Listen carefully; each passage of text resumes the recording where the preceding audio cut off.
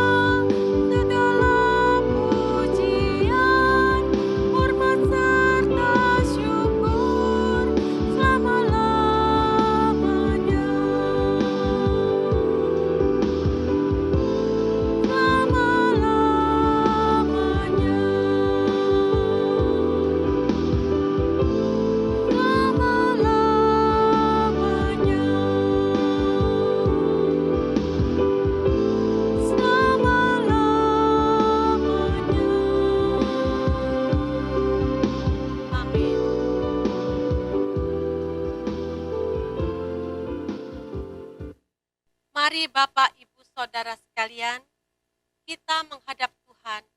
Kita mohon Tuhan melayakkan diri kita untuk datang beribadah dan mengakui dosa kita. Ya Tuhan, kami datang ke hadirat-Mu pada saat ini. Kami rindu Engkau melayakkan kami atas segala dosa yang telah kami perbuat, melalui pikiran, perkataan, maupun tingkah laku kami. Kami berdoa kepadamu, mohon belas kasihan-Mu Tuhan, mohon Tuhan layakkan kami, sehingga kami dapat beribadah kepada Tuhan saat ini. Kami yakin dan percaya, Tuhan menyucikan dosa kami, dahulu, sekarang, dan selama-lamanya. Biarlah saat ini, kami siap beribadah kepada Tuhan. Dalam nama Tuhan Yesus, kami sudah berdoa. Amin. Jemaat yang terkasih, setiap orang yang mengaku dosanya dengan sungguh-sungguh di hadapan Tuhan akan diberikan pengampunan. Seperti yang tertulis di dalam Roma 8 ayat 1-2 yang berbunyi, demikianlah sekarang tidak ada lagi penghukuman bagi mereka yang ada di dalam Kristus Yesus. Roh yang memberi hidup telah memerdekakan kamu dalam Kristus dari hukum dosa dan hukum maut.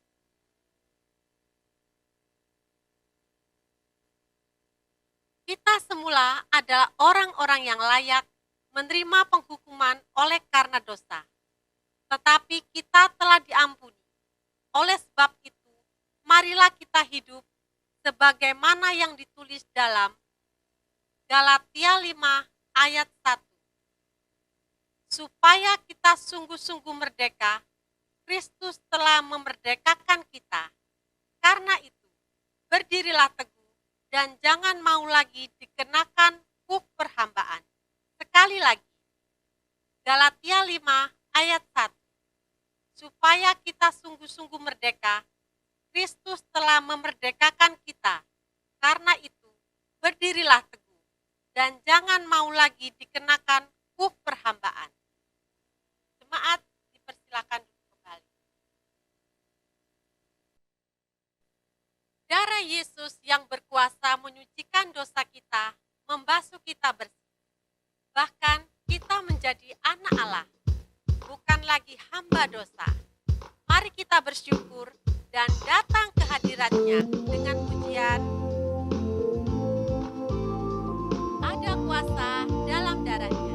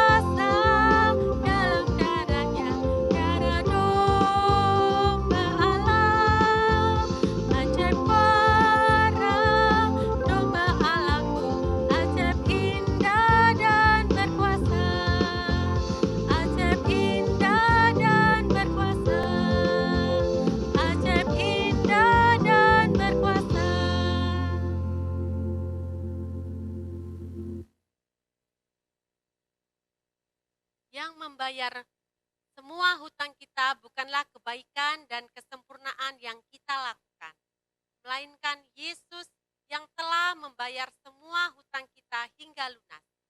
Mari kita menyambut firman Tuhan dengan pujian Yesus bayar semua.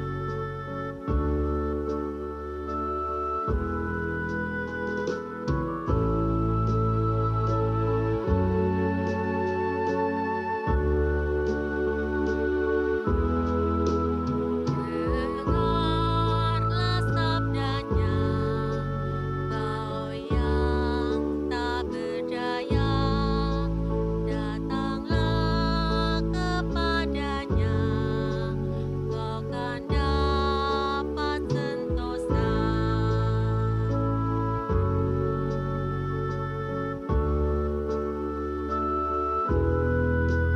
Tiadalah padaku suatu kebaikan, tapi darah Tuhanku memberikan kelepasan.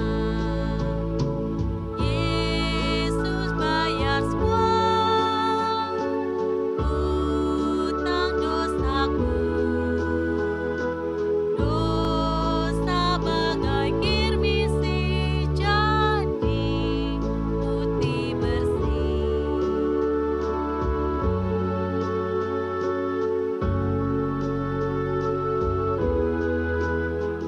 Di depan tatanya sekarang ku bertelut, ku jadi anak Allah, hatiku bersyukurlah.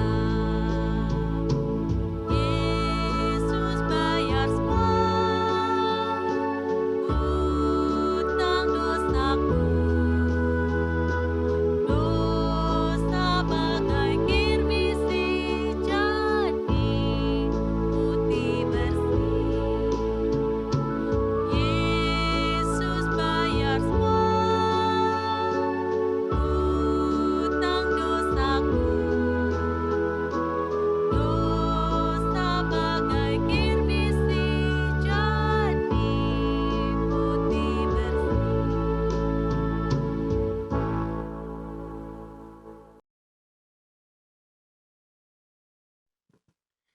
Shalom jemaat yang terkasih di dalam Tuhan, kita bersyukur hari ini kita boleh beribadah kepada Tuhan dan saat ini mari kita mempersiapkan hati pikiran kita untuk mendengarkan firman Tuhan.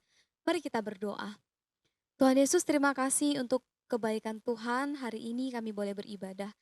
Secara khusus sebentar lagi kami akan mendengarkan firman-Mu. Kiranya Tuhan tolong kami boleh mengerti. Juga Tuhan tolong hamba-Mu supaya boleh menjelaskan firman-Mu dengan jelas dan kami juga boleh memahami apa yang Tuhan kehendaki di dalam kehidupan kami. Kami menyerahkan waktu kami ini di dalam nama Tuhan Yesus Kristus. Haleluya. Amin. Jemaat yang terkasih, hari Selasa yang lalu kita memperingati hari kemerdekaan bangsa negara kita ya, yang ke-76.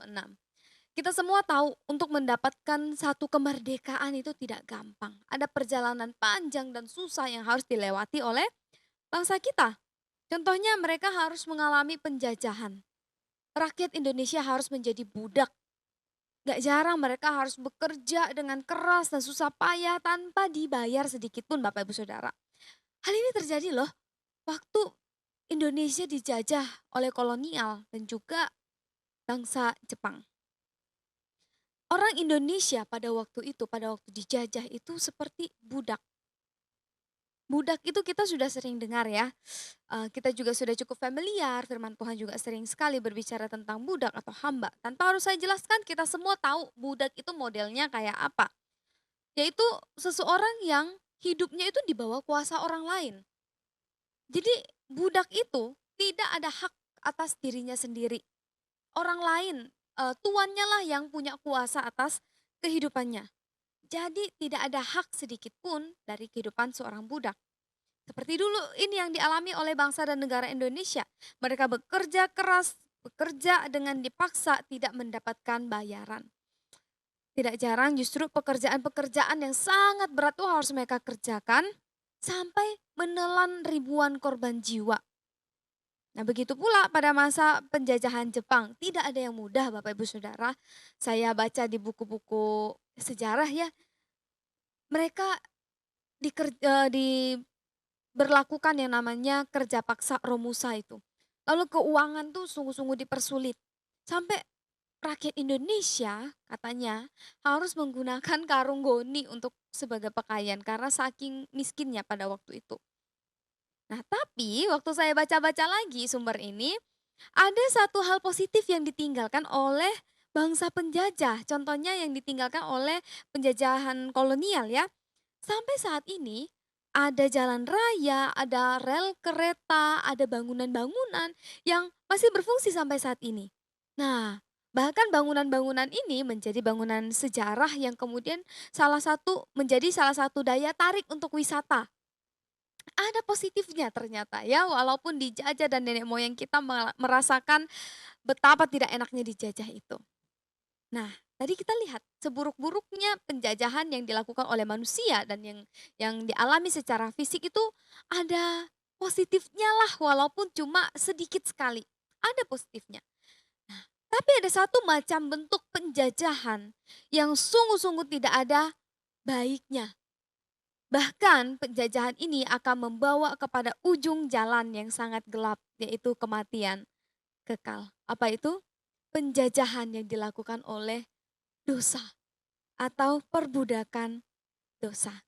Hari ini tema kita merdeka versus budak. Mari kita buka Alkitab kita di dalam Roma 6 ayat 15 sampai 23 kita akan baca. Roma 6 ayat 15 sampai 23. Kita akan baca satu persatu ayat kemudian saya akan coba jelaskan sedikit-sedikit supaya mungkin kita bisa lebih mengerti. Ayat 15 kita mulai ya. Jadi bagaimana?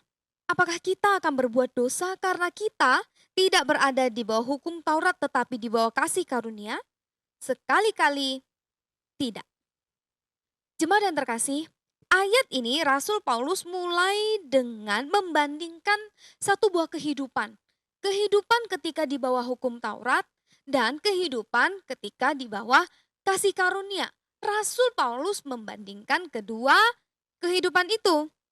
Nah, ketika hidup di bawah hukum Taurat, umat percaya dilarang keras untuk melakukan dosa, dilarang untuk melakukan A, B, C, D, E. Semuanya tertulis di dalam hukum Taurat, bahkan oleh ahli-ahli Taurat itu dijabarkan lagi dengan begitu banyak aturan. Nah, tetapi sekarang katanya kita sudah hidup di bawah hukum kasih karunia. Nah, di ayat-ayat sebelumnya Rasul Paulus menjelaskan bahwa kita itu sekarang sudah diselamatkan oleh kasih karunia di dalam iman kepada Tuhan Yesus Kristus. Kita semua sudah dibenarkan. Lalu Paulus bertanya, apakah sekarang karena kita sudah tidak lagi dihukum Taurat, tapi kita hidup di bawah hukum kasih Kristus, apakah artinya sekarang kita bebas melakukan dosa, bebas melakukan apapun yang kita inginkan? Jawab Rasul Paulus, sekali-kali tidak. Ayat 16. Apakah kamu tidak tahu bahwa apabila kamu menyerahkan dirimu kepada seseorang sebagai hamba untuk mentaatinya, kamu adalah hamba orang itu yang harus kamu taati. Baik dalam dosa yang memimpin kamu kepada kematian, maupun dalam ketaatan yang memimpin kamu kepada kebenaran. Ayat ini karena Rasul Paulus adalah seorang yang berpendidikan tinggi, jadi mungkin kita agak bingung. Sederhananya adalah hidup kita ini sejatinya adalah seorang hamba, Bapak Ibu Saudara. Adalah hamba. Hanya ada dua pilihan. Kita mau menghamba kepada siapa? Siapa Tuhan kita itu hanya ada dua pilihan. Pilihan pertama, kalau kita tidak mengasihi Tuhan Yesus dengan sungguh-sungguh atau kalau dengan bahasanya Rasul Paulus, kalau saya dan Bapak Ibu Saudara tidak menjadi hamba kebenaran, maka otomatis kita semua adalah hamba dosa. Nah, ayat ini Rasul Paulus bilang masing-masing pilihan menjadi hamba yang mana, hamba dosa atau hamba kebenaran, hamba Kristus ini ada konsekuensinya. Apa konsekuensinya? Kalau menjadi hamba dosa, konsekuensinya adalah kematian. Kalau menjadi hamba kebenaran, konsekuensinya adalah ketaatan atau kehidupan di dalam kebenaran. Nah, dilanjutkan di ayat 17. Kita baca. Tetapi syukur kepada Allah, dahulu memang kamu adalah hamba dosa. Tetapi sekarang kamu dengan segenap hati telah mentaati pengajaran yang telah diteruskan kepadamu. Rasul Paulus menegaskan keadaan orang percaya. Keadaan Bapak Ibu dan saya yang hari ini. Yang telah mendengar Injil Tuhan Yesus Kristus dengan sungguh-sungguh. Juga pada waktu itu jemaat di Roma. Bahwa status kita saat ini, kalau kita percaya kepada Tuhan Yesus dengan sungguh-sungguh, itu bukan lagi hamba dosa. Melainkan seharusnya kita menjadi hamba kebenaran yang taat. Saya dari tadi ulang-ulang, Bapak Ibu Saudara, selalu menyebutkan percaya kepada Tuhan Yesus dengan sungguh-sungguh. Sebab KTP Kristen itu tidak cukup. KTP Kristen itu tidak menjamin seseorang itu dengan sungguh hati, tulus hati percaya kepada Tuhan Yesus sungguh-sungguh. Orang datang ke gereja setiap minggu itu juga tidak membuktikan dia sebagai orang yang percaya dengan sungguh-sungguh kepada Tuhan Yesus Kristus. Oleh sebab itu, salah satu cirinya apa? Jika orang itu betul-betul percaya kepada Tuhan Yesus adalah mau taat kepada pengajaran. Salah satu tanda yang paling penting seseorang dengan sungguh-sungguh mau mengasihi Tuhan Yesus dan menjadi hamba kebenaran adalah mau taat dengan pengajaran yang benar, yang sesuai dengan yang Tuhan Yesus kehendaki. Ayat 18. Kamu telah dimerdekakan dari dosa dan menjadi hamba kebenaran. Bagian ini sekali lagi Rasul Paulus ingin menegaskan bahwa jemaat yang ada di Roma, Bapak Ibu Saudara sekalian, saya beriman sungguh-sungguh kepada Tuhan Yesus, mendengar Injil yang benar tentang Tuhan Yesus Kristus dan percaya kita semua adalah orang-orang yang sudah dimerdekakan dari dosa. Kita bukan lagi hamba dosa, tetapi kita adalah hamba kebenaran. Tetapi kita adalah hamba Kristus. Ingat tadi waktu ayat 16. Nah, ayat 19 sekarang saya baca.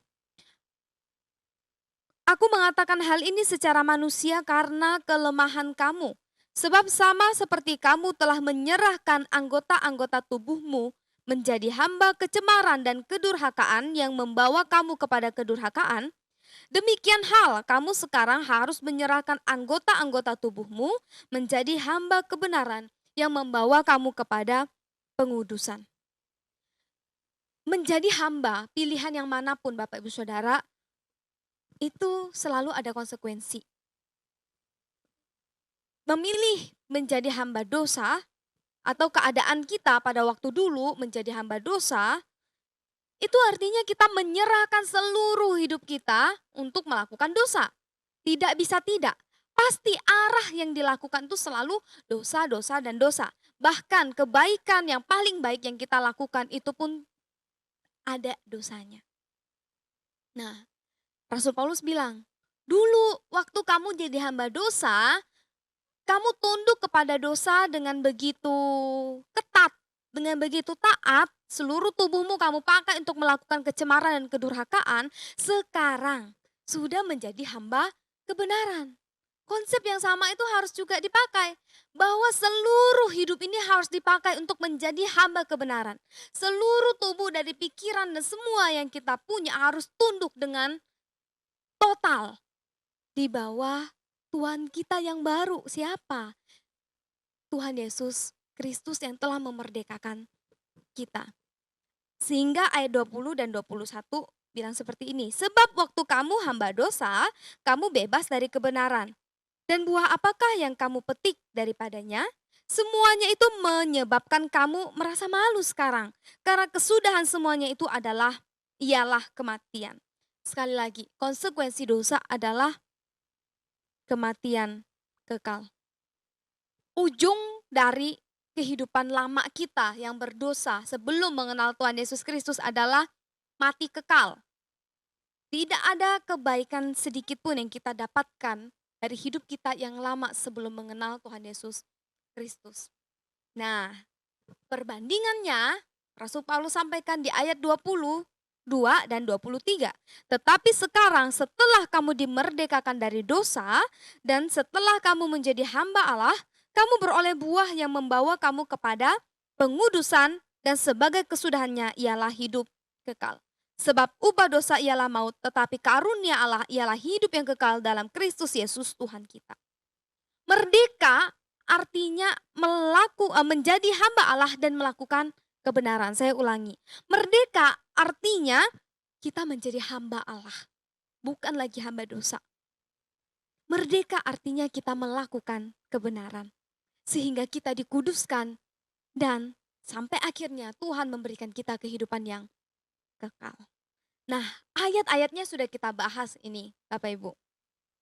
Sekarang, singkatnya dari ayat-ayat tadi saya menemukan satu buah kerangka yang penting, satu buah pola pikir yang mungkin lebih sederhana. 3 poin ini menjadi perbandingan antara kehidupan orang merdeka dan kehidupan orang yang di dalam dosa sebagai budaknya dosa.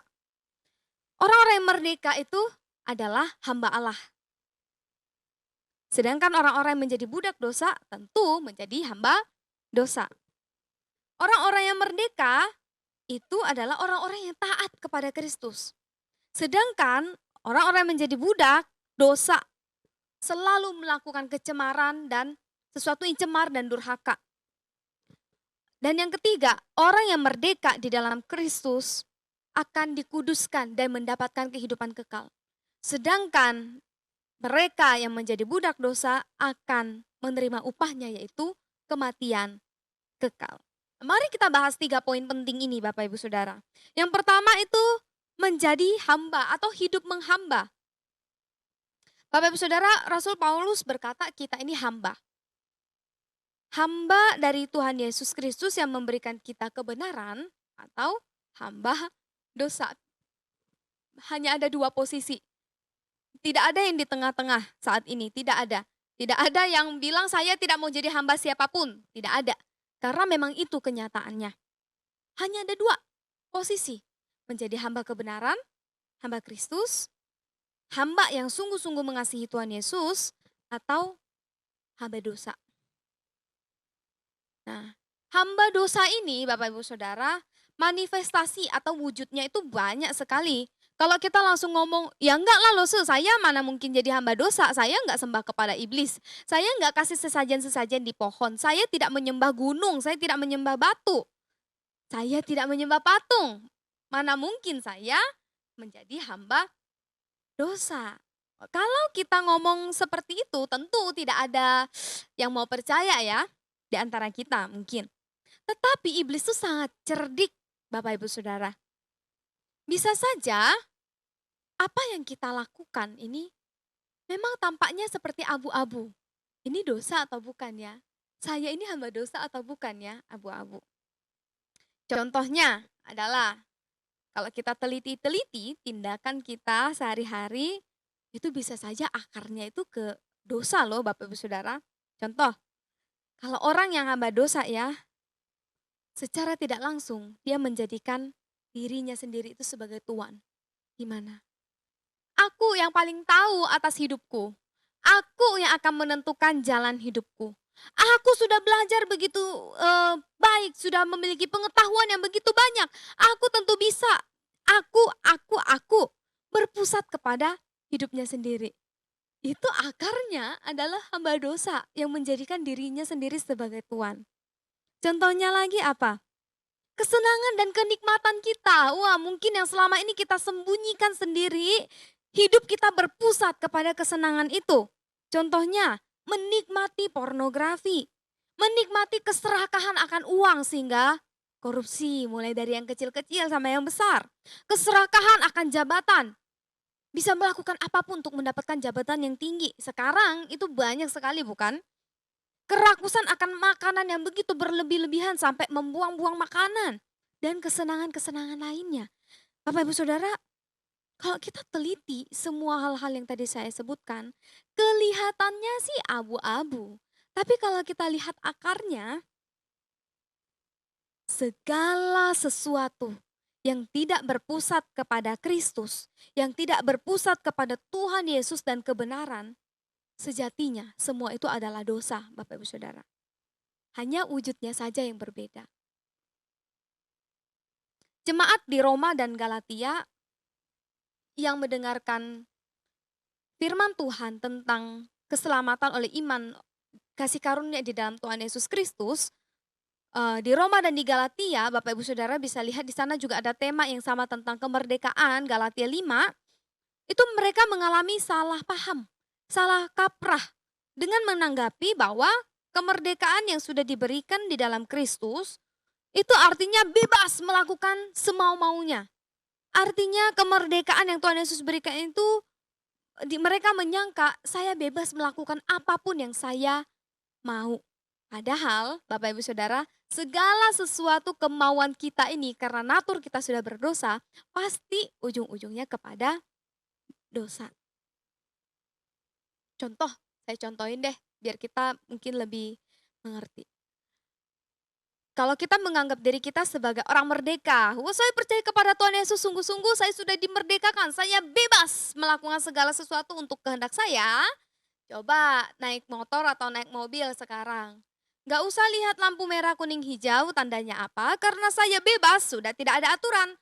Warna merah, warna kuning, warna hijau, terobos aja. Ada pelang maksimal 40 kilometer per jam. Saya sudah tidak terikat kepada peraturan, terabas aja gas sampai 100 misalnya. Bayangkan nggak kalau semua orang merasa bebas seperti itu, apa yang akan terjadi? Tentu kecelakaan akan ada di mana-mana. Nah, sampai ada banyak kecelakaan, suster dan dokter bilang, bebas, aku hari ini capek, aku hari ini tidak mau melayani orang-orang yang sedang sakit. Atau dokternya berkata, saya mau kasih obatnya sesuai dengan dosisnya itu sesuka hati saya karena saya orangnya bebas. Bisa begitu nggak Bapak Ibu Saudara? Nggak bisa. Kebebasan itu bukan artinya kekacauan. Kemerdekaan bukan artinya kekacauan. Sehingga di dalam firman Tuhan, di dalam pengajaran Kristen, itu ada satu istilah yang sangat penting, yaitu paradoks. Istilah ini sangat menarik Bapak Ibu Saudara. Paradoks ini apa? Contoh, paradoks itu seperti berlawanan tapi tidak berlawanan. Dan kita dapatkan di dalam pembelajaran kita hari ini, apa? Orang yang merasa bebas melakukan dosa itu mengira dirinya merdeka. Padahal ternyata orang yang bebas melakukan dosa berarti dia sedang terikat. Terikat di dalam dosanya itu. Terikat di dalam kebebasannya itu. Sedangkan di sisi lain ada yang terikat, merasa terikat. Saya jadi orang Kristen kok banyak ABCDE ya, saya harus melakukan ini, itu, ini, dan itu. Tapi sebenarnya orang yang terikat di dalam Kristus adalah orang yang sungguh-sungguh merdeka dan bebas. Paradoks. Ini artinya seperti berlawanan tetapi bukan. Nah, seperti satu kalimat yang sangat penting dan sangat saya sukai ya. Kebebasan atau kemerdekaan di dalam Kristus adalah willingly become a slave of Christ.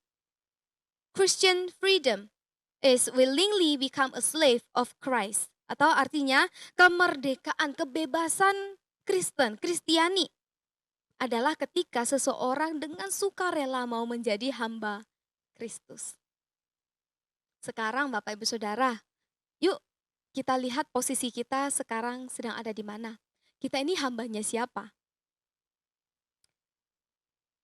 Bagi setiap orang yang percaya kepada Tuhan Yesus dengan sungguh-sungguh, percayalah bahwa kita mampu berbalik dari hamba dosa dan kita dimampukan untuk menjadi hamba kebenaran. Kepada hamba siapakah kita ini saat ini? Itu yang pertama, hidup yang menghamba. Kepada siapa kita menghamba? Tuhan kita siapa? Yang kedua, yaitu hidup taat. Tanda dari orang yang sudah merdeka, Bapak Ibu Saudara, adalah dengan rela hati mau menjadi hamba kebenaran. Seperti yang tadi, istilah paradoks itu tadi ya. Seorang hamba harus taat dengan apa yang dikatakan oleh tuannya. Tuannya ngomong A, hamba harus kerjakan A. Tuannya bilang B, hambanya harus mengerjakan B. Nah, sekarang setiap orang yang percaya kepada Tuhan Yesus dengan sungguh-sungguh, kita dimampukan untuk tidak lagi menjadi hamba dosa, tetapi menjadi hamba Kristus. Tuhan kita yaitu Kristus. Lalu apa kata Tuhan kita saat ini? Ada dua hal. Yang pertama adalah mentaati pengajaran.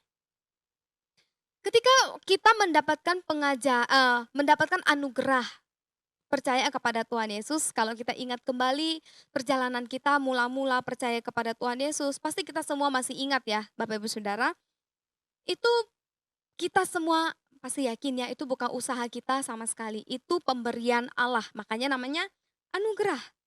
Nah, tapi setelah itu ada yang penting yang harus kita kerjakan. Iman dan kepercayaan yang Tuhan berikan kepada kita dalam bentuk anugerah itu harus kita rawat supaya bertumbuh tidak layu dan tidak mati. Seperti tumbuhan, tidak hanya kita lempar aja bijinya di sembarang tanah, lalu dia akan hidup. Mungkin enggak, mungkin sekali, tapi kemungkinannya sangat kecil. Kalau kita mau tanamannya sampai berbuah dan tumbuhnya baik begitu ya, tanaman itu butuh apa? Butuh air, butuh unsur hara, butuh vitamin-vitamin, butuh tanah yang digemburkan, butuh sinar matahari. Sama juga dengan iman kita, Bapak Ibu Saudara. Kita butuh diberikan vitamin-vitamin yang penting untuk menumbuhkan iman kita. Seperti pengajaran-pengajaran yang benar di dalam Kristus. Nah, jika iman kita ini dikasih pengajaran yang benar, pasti iman kita ini semakin hari semakin tumbuh. Bukan hanya tumbuh ke atas, tetapi akarnya semakin lama semakin dalam, semakin mencengkram kuat. Sehingga tidak mudah digoyahkan. Nah, Bapak Ibu Saudara, yang tidak mudah adalah untuk mendapatkan pengajaran, untuk mendapatkan pertumbuhan iman itu butuh namanya ketaatan. Ketaatan itu nggak gampang dan tidak bisa dilakukan dengan sesuka hati. Oleh sebab itu Rasul Paulus bilang, dengan segenap hati pada ayat 17. Artinya segenap hati itu apa? Sungguh-sungguh. Artinya dengan kesungguhan hati yang perlu dibuktikan dengan perbuatan, yaitu kerinduan untuk terus imannya ditumbuhkan.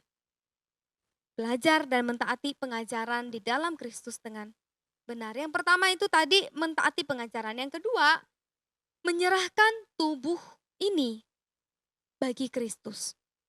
Rasul Paulus kasih contoh, dulu hidup di dalam dosa, dulu ya, masa lalu hidup di dalam dosa, itu tubuh secara otomatis tunduk secara penuh kepada dosa. Tunduk secara penuh melakukan hal-hal yang berdosa. Dari pikiran, mulut, perbuatan, perkataan, sampai semua-muanya itu melakukan dosa. Tangan, kaki melakukan dosa. Nah, sekarang sudah menjadi hamba kebenaran, sudah menjadi hamba Kristus. Kita sudah menjadi orang merdeka. Tetapi jangan lupa, dulu kan badannya dipakai untuk melakukan dosa. Sekarang badannya tetap harus dipakai untuk apa? Melakukan pelayanan bagi Tuhan Yesus Kristus. Tubuh yang dulunya melakukan dosa, sekarang saatnya dipakai untuk kemuliaan Tuhan dengan apapun yang Tuhan berikan. Yaitu menyerahkan semua anggota tubuh kita untuk kemuliaan nama Tuhan. Artinya apa Bapak Ibu Saudara? Kemerdekaan yang Tuhan berikan bagi kita itu tidak hanya berhenti sampai di pikiran. Tetapi harus mendarat di hati dan juga ditunjukkan dengan sikap tindakan perbuatan hidup. Dan semua dilakukan dalam ketaatan kepada Tuhan Yesus Kristus. Contohnya apa? Dulu sebagai hamba dosa ya, sukanya apa? Mulutnya ini maki-maki, marah-marah, ngutukin orang, mengatakan hal-hal yang jahat, suka bohong, suka fitnah dan sebagainya.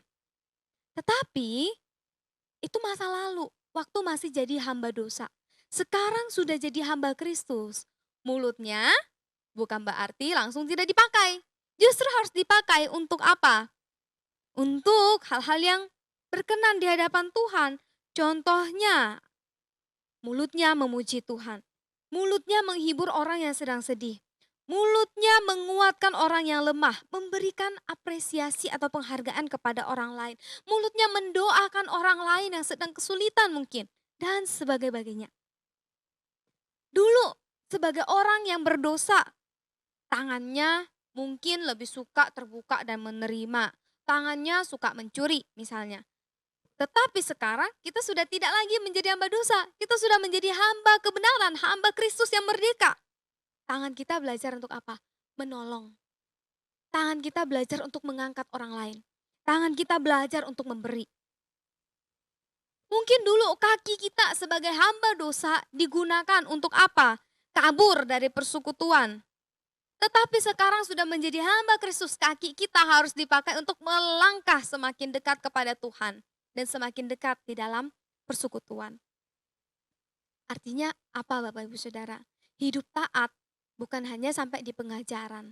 Tetapi tubuh kita semuanya harus taat untuk melakukan segala karunia yang Tuhan berikan bagi kita ini untuk kemuliaan Tuhan kita, yaitu Tuhan Yesus Kristus. Yang pertama, hidup menghamba. Yang kedua, hidup taat. Yang ketiga, hidup kekal. Nah, Bapak Ibu Saudara, waktu kita jadi hamba dosa, ujung jalan dosa itu apa? Buah apa yang akan kita petik? Kematian kekal. Kematian yang dimaksudkan ini bukan hanya kematian fisik yang semua orang akan alami ya Bapak Ibu Saudara, tetapi kematian kekal, kematian selamanya. Karena pada ayat 22 yang tadi kita baca, kematian ini dibandingkan dengan kehidupan kekal yang akan kita dapatkan sebagai orang merdeka di dalam Kristus. Nah, Bapak Ibu Saudara, kita nggak bisa bohong. Walaupun dulu ya kita hidup di dalam dosa, mungkin ada sedikit kenikmatan dari melakukan dosa itu. Karena dulu semua kita, seluruh tubuh bahkan pikiran kita masih berdosa. Sehingga kita merasakan itu sebagai satu kenikmatan. Tapi coba kita bayangkan, apakah kenikmatan sementara yang kita dapatkan dari melakukan dosa itu sebanding dengan harga yang harus kita bayarkan, yaitu kematian kekal. Contohnya deh, orang yang sedang nonton video porno, tahu nih ini dosa, tapi nikmatnya ini nggak bisa dibohongin. Nah, coba dipikir ulang.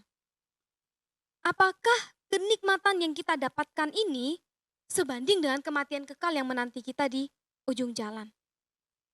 Mulut kita mungkin dulu dipakai untuk memfitnah orang karena hidup di dalam dosa dan ada perasaan senang.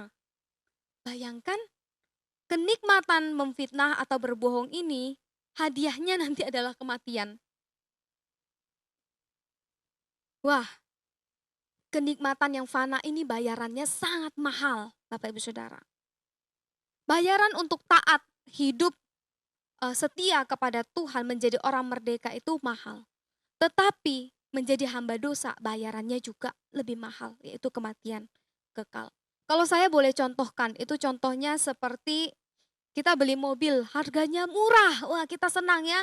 Mungkin masih ada AC yang bisa kita nikmati, sofa tempat duduknya enak. Tetapi ternyata remnya blong. Wah, AC yang kita nikmati ternyata akan membawa kita kepada kecelakaan yang membawa kepada kematian. Mungkin kira-kira seperti itulah hidup semua orang yang menjadi hamba dosa. Semuanya menjadi penumpang di dalam mobil yang remnya blong. Sedang menikmati dinginnya AC, tapi ternyata ujung jalannya kematian kekal. Tetapi, Bapak Ibu Saudara, oleh karena kasih karunia Tuhan Yesus, kita dikasihkan hidup kekal. Kita dijadikan orang-orang merdeka. Ada kemerdekaan sejati yang Tuhan Yesus berikan, yang membebaskan kita dari hukuman dosa, yaitu maut, kematian kekal. Sebab upah dosa ialah maut. Tuhan tidak memberikan kita maut itu. Tuhan gantikan dengan darahnya di atas kayu salib. Sehingga kita yang percaya kepadanya dengan sungguh-sungguh diberikan hidup kekal. Tuhan gantikan itu. Hidup yang kekal. Bagi semua orang yang sudah menikmati anugerah Tuhan, Bapak Ibu Saudara, yang sudah hidup sebagai hamba Kristus dengan sungguh-sungguh. Hamba Kristus bukan berarti harus menjadi hamba Tuhan seperti kami ya. Setiap kita orang yang percaya kepada Tuhan Yesus adalah sudah selayaknya sepatutnya menjadi hamba Kristus. Bagi setiap kita yang sudah mencicipi kehidupan yang indah di dalam Tuhan Yesus Kristus, ketika kita lihat kembali masa lalu kita yang melakukan dosa, Rasul Paulus bilang, kita merasa malu seharusnya. Karena waktu dulu mata kita itu gelap. Mata kita itu tidak bisa melihat sesuatu yang terang. Tetapi waktu anugerah itu diberikan, mata kita tuh dicelikkan. Sehingga kita bisa melihat mana yang benar, yang sesuai dan kehendak Allah. Dan yang sempurna berbanding dengan yang dosa yang membawa kita kepada kematian. Sampai pada akhirnya Bapak Ibu Saudara, kita semua bukan lagi budak atau hamba dosa. Melainkan orang-orang merdeka yang siap mendapatkan kehidupan yang kekal. Itulah penghiburan bagi setiap kita. Terakhir Bapak Ibu Saudara, sebagai penutup ya. Sekali lagi saya tanya, siapa yang di sini percaya kepada Tuhan Yesus dengan sungguh-sungguh? Jika ya, jawabannya percayalah bahwa engkau dan saya sudah dimerdekakan. Merdeka artinya apa? Merdeka artinya kita diberikan kemampuan untuk tidak lagi hidup di dalam dosa. Merdeka artinya kita tidak lagi berkubang di dalam lubang dosa itu. Justru sebaliknya, melainkan kita orang merdeka yang menjadi hamba-hamba Kristus. Yang membawa kita kepada kehidupan kekal. Sebelum menuju ke kehidupan kekal itu, Bapak Ibu Saudara, itu bukan yang kita nanti-nantikan. Sebelum kita semua berjumpa di sana, mari kita mempersiapkan hidup kita di dunia ini. Hidup sebagaimana seperti orang merdeka. Hidup sebagaimana seperti hamba Kristus. Bagaimana cara kehidupan di sorga kelak? Yaitu bagaimana? Yaitu dengan taat dan memuliakan Tuhan dengan apa yang kita miliki. Tuhan Yesus memberkati kita semua, mari kita berdoa. Tuhan, hari ini kami sungguh-sungguh bersyukur bahwa kami diingatkan kembali. Iman percaya kami kepada Tuhan Yesus Kristus tidak sia-sia. Karena Tuhan memberikan kami anugerah itu. Kami bersyukur kepada Tuhan bahwa anugerah itu memerdekakan kami. Bahwa darah Tuhan Yesus Kristus yang tercurah di atas kayu salib itu membasuh kami bersih. Sehingga kami tidak lagi menjadi hamba dosa. Melainkan kami mau menjadi hamba Kristus. Melainkan kami mau menjadi hamba kebenaran. Kiranya Tuhan tolong kami ya Tuhan. Supaya kami dimampukan untuk hidup sebagaimana seperti orang merdeka. Orang yang mau taat kepada kehendak Tuhan. Orang yang mau menyerahkan seluruh hidup kami untuk dipakai di kerajaan Tuhan. Tuhan tolong kami dengan segala keterbatasan kami. Hari-hari kami mungkin kami masih sering terjatuh. Tetapi kami tidak mau membiarkan kemerdekaan kami dirampas oleh dosa. Tuhan tolong kami hari demi hari. Di dalam nama Tuhan Yesus kami bersyukur. Amin. Kita bersyukur kepada Tuhan Bapak Ibu Saudara. Saat ini respon iman kita. Mari saya mengundang kita semua untuk berdiri. Dan kita mengikrarkan pengakuan iman rasuli. Aku percaya kepada Allah, Bapa yang Maha Kuasa, Khalik langit dan bumi. Dan kepada Yesus Kristus, anaknya yang tunggal Tuhan kita. Yang dikandung dari Roh Kudus, lahir dari anak darah Maria. Yang menderita sengsara di bawah pemerintahan Pontius Pilatus, disalibkan, mati, dan dikuburkan, turun ke dalam kerajaan maut. Pada hari yang ketiga, bangkit pula dari antara orang mati, naik ke sorga, duduk di sebelah kanan Allah, Bapa yang Maha Kuasa, dan dari sana ia akan datang untuk menghakimi orang yang hidup dan yang mati. Aku percaya kepada Roh Kudus, gereja yang kudus dan am, persekutuan orang kudus, pengampunan dosa, kebangkitan tubuh, dan hidup yang kekal. Amin. Jemaat disilakan duduk kembali. Jemaat yang terkasih, hari ini ada beberapa warta jemaat yang bisa kita perhatikan. Yang pertama, hari Rabu ini kita ada seri pembinaan iman.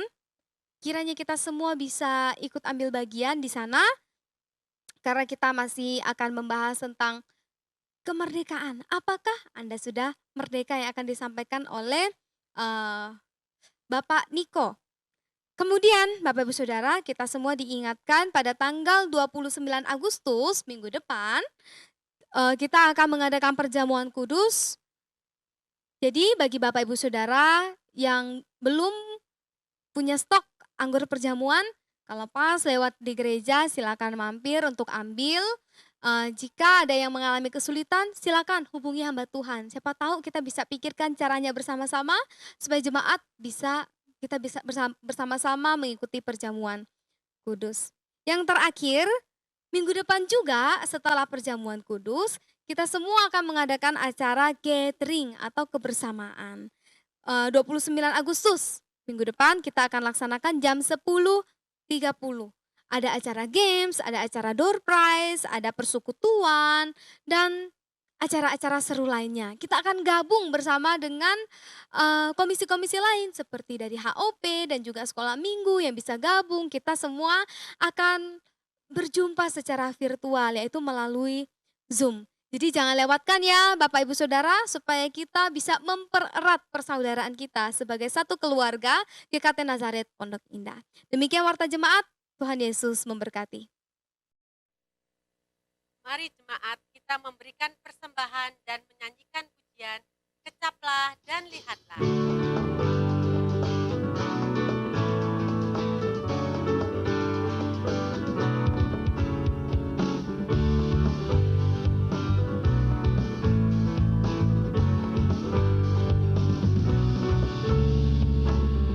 Kecaplah dan lihatlah betapa baiknya Tuhan itu. Rasakan dan nikmati kasih setia Tuhan. Kecaplah dan lihatlah betapa baiknya Tuhan itu. Rasakan dan nikmati kasih setia Tuhan. Kasih setia Tuhan. Syukur bagimu Tuhan. Segala hormat bagimu Tuhan. Allah yang mengasihiku. Allah yang memeliharaku. Syukur bagimu Tuhan. Segala hormat bagimu Tuhan. Allah yang mengasihiku. Allah yang memeliharaku selamanya.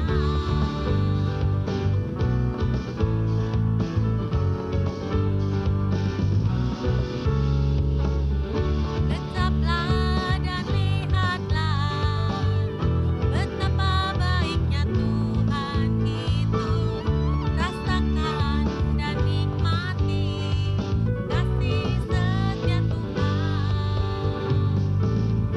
Kecaplah dan lihatlah betapa baiknya Tuhan itu. Rasakan dan nikmati kasih setia Tuhan. Kasih setia Tuhan. Syukur bagimu Tuhan. Segala hormat bagimu Tuhan. Allah yang mengasihiku. Allah yang memeliharaku. Syukur bagimu Tuhan. Segala hormat bagimu Tuhan. Allah yang mengasihiku. Allah yang memeliharaku selamanya.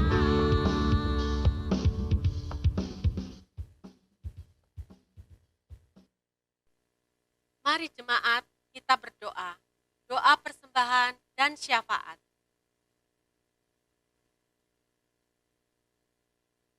Bapa kami yang bertahta di kerajaan surga, kami bersyukur dan berterima kasih atas berkat dan penyertaan-Mu, sehingga pada kesempatan ini kami bisa memuji dan memuliakan nama-Mu, mendengarkan firman-Mu. Materaikanlah firman-Mu di setiap hati kami. Kami percaya firman-Mu punya kuasa atas kami. Kiranya Engkau juga berkati dan sertai hamba-Mu yang telah menyampaikan firman. Biarlah firman-Mu boleh jatuh di tanah yang subur, sehingga firman itu boleh bertumbuh dalam kehidupan kami. Kami juga mengucap syukur atas berkat yang telah Engkau berikan. Saat ini kami memberikan persembahan sebagai ucapan syukur kami.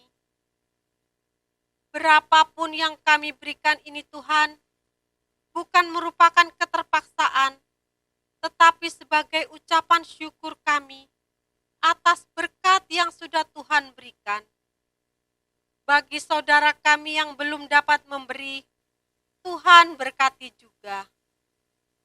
Kiranya persembahan yang kami berikan dapat memberkati orang-orang di sekeliling kami dan menjadi berkat bagi gereja-Mu di tempat ini.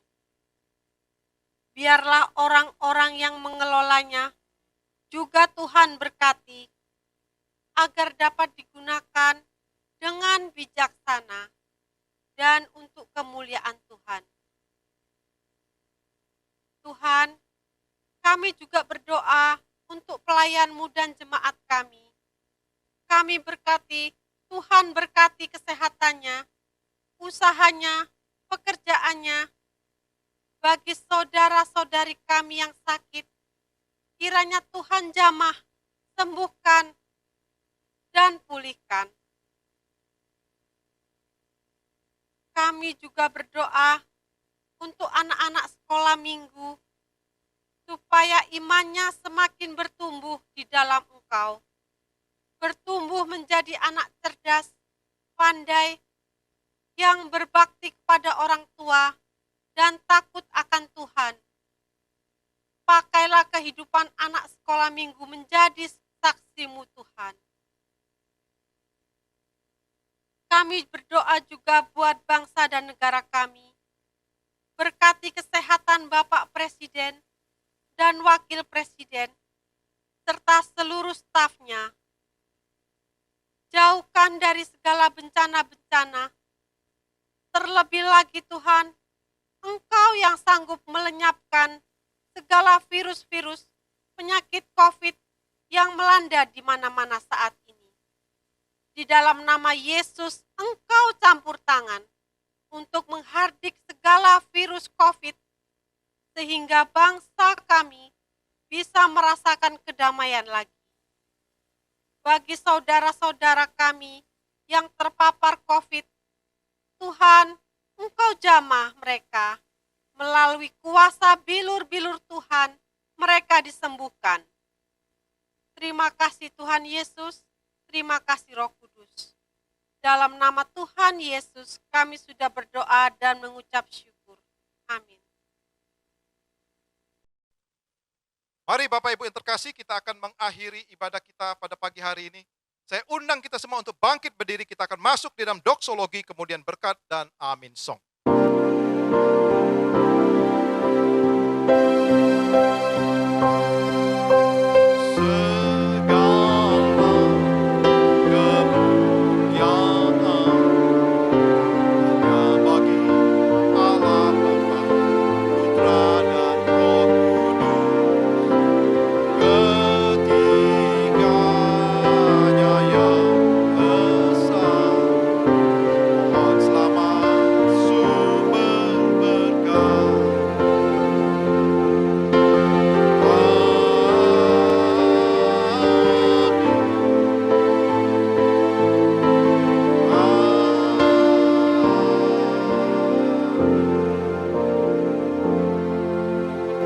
Yang terkasih, biarlah setiap kita sungguh dapat hidup di dalam kebenaran firman Allah pagi ini.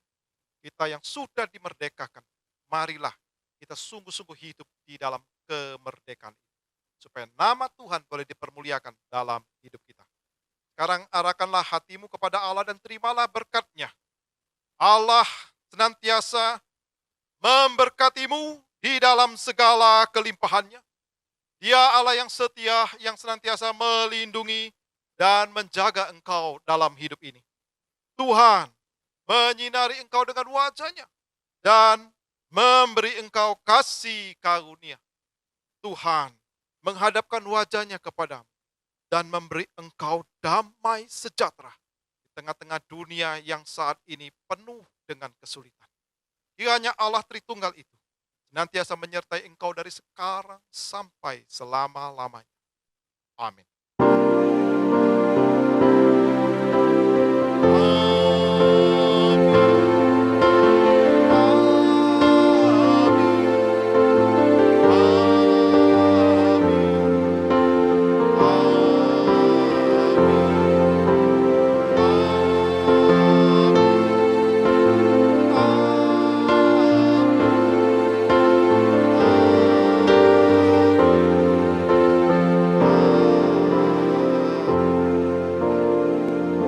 Jemaat silakan duduk, silakan ambil saat teduh. Ibadah kita selesai. Tuhan memberkati.